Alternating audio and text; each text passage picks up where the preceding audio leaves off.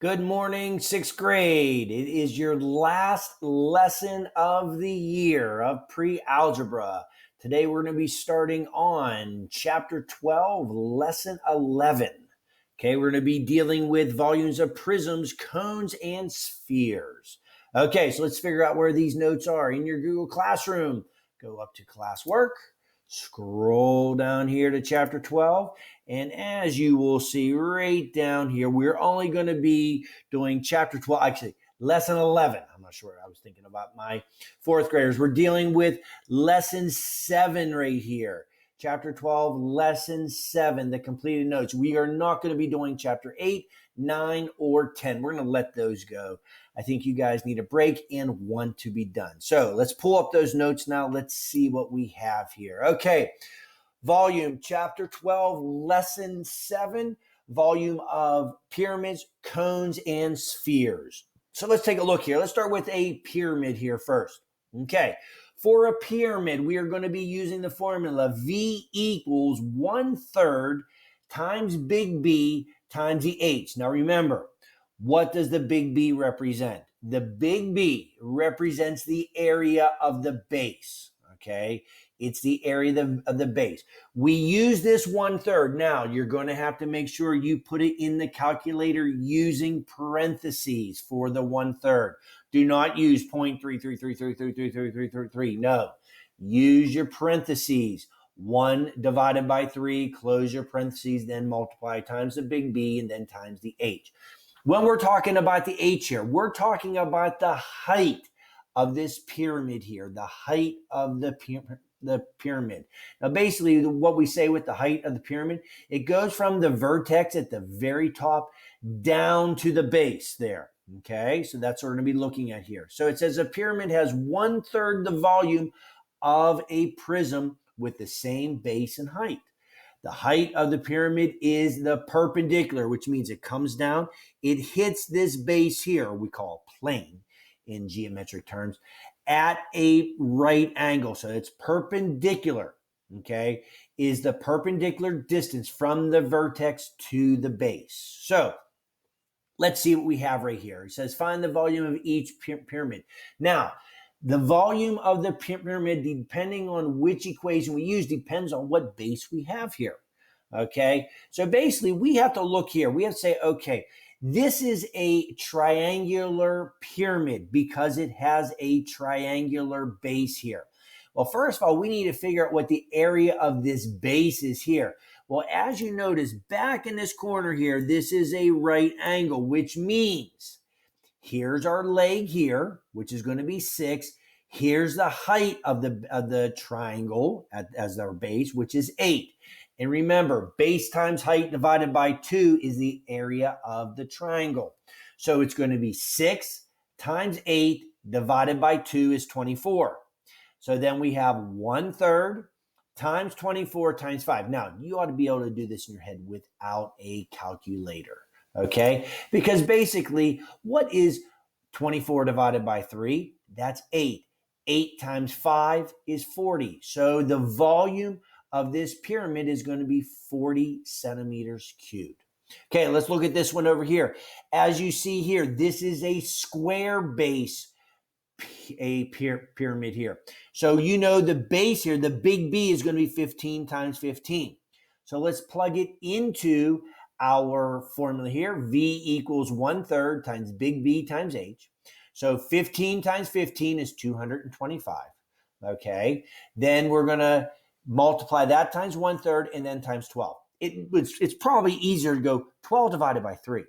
12 divided by 3 is 4, and then 4 times 225 is 900 inches cubed. Okay, so the volume of this square pyramid is 900 inches cubed. Let's go down here and take a look at the next page here. Let's take a look at a cone. Let's figure out how we find the area of this cone. Well, guess what? It sort of has the same formula as the pyramid, okay? Because if you remember in the pyramid, V equals 1/3 big B times H. Well, we got exactly the same thing here. V equals 1/3 big B times H. Now the B is going to be different because it is a circle here. We're dealing with a circular base. So that's where we need to find the area of that base. And you know, to find the area of that base, it's pi r squared. So the formula that may be easier for you to use here is V equals 1/3 times pi times r squared times h, okay? And right down here, this picture here shows you the different pieces, parts. As you see, this is our vertex at the very top. The circular bottom is our base, and our height, once again, is perpendicular to the vertex, goes from the vertex down, forms a right angle down at the base, and this is our height right here. Okay, so if we try this one here, okay, we have V equals 1/3 pi r squared h. Okay, so we have our r, that's our radius, that's our 5. Okay, we have our height, which is 7. So if we look at it here, it's going to be 1/3 times 5 squared times pi times 7. Remember, for pi, we're using 3.14. So make sure you use that as 3.14. Okay, so 1/3 times 25 times pi times 7. So if you're going to put this into your calculator, make sure you put this 1/3 in parentheses, okay? It would be parentheses 1 and then has your slash, or depending on how it works on your calculator, 1/3 in parentheses, then your times your 25 times your 3.14, and then times your 7 from there. And if you do that, that's going to give you 183.2 millimeters cubed. Okay, let's look over here at the next one here. We have another one. Okay, we have our radius of 5.5. We have our height of 8. Okay, so V equals 1/3 pi r squared h. Okay, so we have our 5.5. We're going to be squaring that times our 3.14 times the 8 times, in parentheses, 1 divided by 3. So if you multiply all those through there, you're going to get 253.3 meters cubed. Okay, remember, rounding this nearest tenth. Okay, so near to, that'd be our meters cubed. Okay, guys, last one. It's the volume of a sphere. Okay, we got a round ball here. This one looks a little bit different. Okay, we'll see what this formula is. V equals 4/3 this time when you're dealing with a sphere. It's 4/3 pi r cubed. Okay, we're not dealing with squared. We're dealing with cubed. Okay, so those are the things that we're looking at here. So let's practice a couple here. Pretty basic. Not too much, not too difficult to understand. As you see here, here's our radius. Well, that's pretty much all that we need here. So V equals 4/3. You're going to have to put parentheses around that when you put it into your calculator. 4/3 times pi times r cubed. So you have your 4/3. 8 cubed is 512, and then times pi. Okay, so make sure you put your 4/3 in parentheses, then multiply it times 512 times 3.14, rounding to nearest tenth, is going to give us 2,143.6 inches cubed. Okay, here we go here. Let's try this one here. We have a radius, it's supposed to look through here, it's sort of hard to see, of 5. So 4/3 times 5 cubed times pi. 5 cubed is 125 pi. And then multiply that times our 4/3. Don't forget, once again, put 4/3 in parentheses. 4/3 times 125 pi is 523.3 feet cubed. Okay, guys, let's do a real world application here. A spherical scoop of ice cream with a diameter. We got a diameter here. Remember, we need radius here. Of 6.3 centimeters is placed in a bowl. Find the volume of the ice cream. Then find how long it will take for the ice cream to melt at a rate of 2.1 cubic centimeters every minute. Okay, here we go. So first thing we got to do, we've got to cut this diameter in half. because we need the radius. So if I cut 6.3 in half, we get 3.15. So the radius is 3.15. So let's plug all this stuff in here. So we plug it all in, we cube our radius. That gives us 31.256. Multiplying it times, in parentheses, 4 divided by 3, and then multiplied times 3.14 gives us 130.9 centimeters cubed. Okay, so that is the volume of the ice cream. So we have that. Now they want to know, how long is it going to take to melt?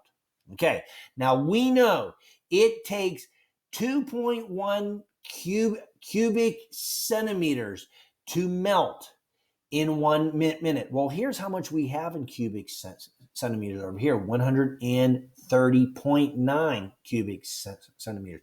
We need to see how long is that going to take to melt. So we're going to set it up as a proportion. Okay, so our volume over time equals volume over time. Okay, so here's our scale, 2.1 centimeters cubed over 1 minute. Now, what's this going to be equal to when we have 130.9 centimeters cubed? How long is that going to take? Cross multiply, which gives you 2.1x equals 130.9. Divide both sides by 2.1, and that's going to give you 62.3 minutes. So a little bit over an hour, 1 hour in 2.3 minutes. Looks like what we're going to have there. Okay, last one here. Last one. I know you guys are so excited. You can't wait. Last example. A spherical beach ball has a diameter of 12 inches. Okay, 12 inches.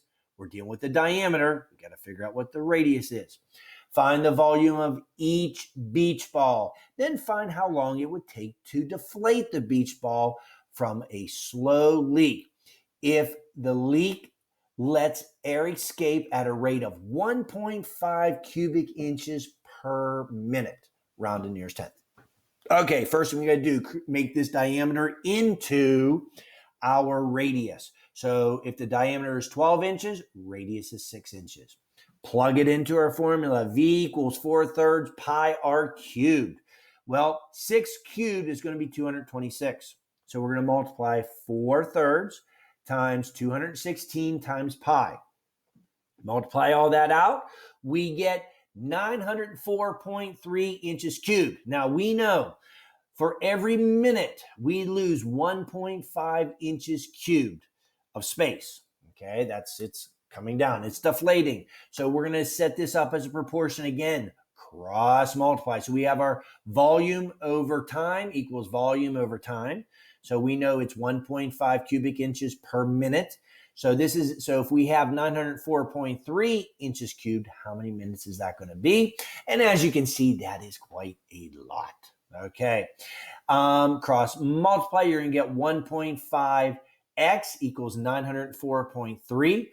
Divide both sides by 1.5. You're going to get x to equal 602.9 minutes. That's a long time. So it will take, it's why it's called a slow leak. Okay, guys, that's all we have. That is your last lesson of the year. I know you're excited. I know you're happy to be done. You made it. It was a success. Now get started on your homework. Down here, you got homework on page 598 to 600, 7 through 25, the odd, number 30, 32 through 35, all, and 37 through 43, all. Last homework of the year. Make sure you complete that. Make sure you check your answers on Google Classroom. If you have any questions on this video, please rewatch it, or still have questions, shoot me out an email. Other than that, guys, have a great day. Enjoy your last homework in math before we take our test. And other than that, enjoy the day. Talk to you later. Bye-bye.